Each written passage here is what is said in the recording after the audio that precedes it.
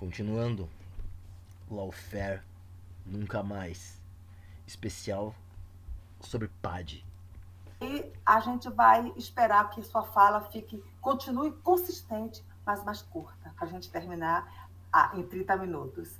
E exatamente dentro dessa questão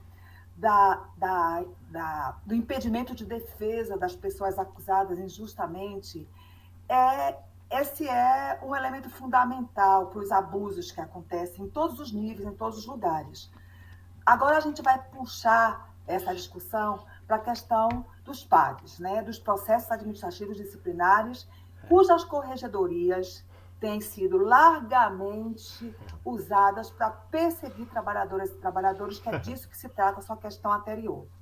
Nesse último período, eles foram capazes de alterar os estatutos para que os processos fossem ou sejam encerrados, processos administrativos e disciplinares, os PADs, sem que a acusada ou o acusado possa ser ouvido. Portanto, estão cerceados de sua defesa.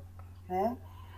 Há inúmeras servidoras e servidores que estão enfrentando processos administrativos, inclusive pessoas que estão aqui agora assistindo esse programa e que estão comentando aqui com a gente. Companheiras e companheiros que nos acompanham nessa luta e lutam com a gente. Para você, Thaís, o que deve ser feito para assegurar que essas pessoas, servidoras e servidores públicos, tenham acesso ao devido processo administrativo e disciplinar? Já começa por aí. Muito obrigada pela pergunta, Sandra. E quando a gente fala de processo administrativo, uma coisa que é interessante, a gente não está falando de procedimento administrativo. A gente não está falando simplesmente num desencadear de atos que não necessariamente levam em consideração os anteriores. A gente está falando de processo, marcha para frente.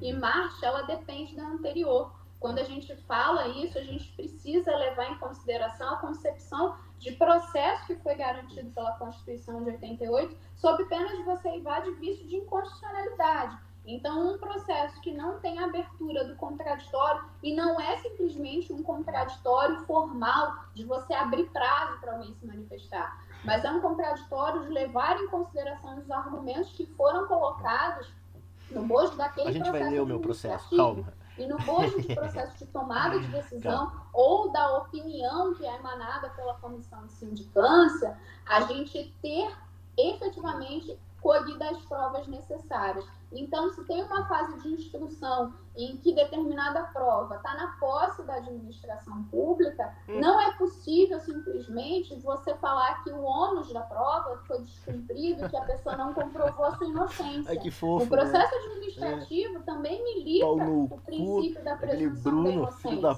Então, se não há comprovação de que há uma ação culposa, dolosa em relação a algum desvio administrativo, não tem legitimação para aplicação de sanção. A sanção não é um fim em si mesmo. A sanção é um mecanismo que o ordenamento jurídico colocou à disposição para tutelar a integridade da tutela da probidade, da correção administrativa, e não simplesmente através dos desvios você promover a persecução. Tentei falar bem curtinho agora, para ver se eu fico minimamente dentro do tempo, mas fico à disposição para a gente voltar nesse assunto mais para frente também.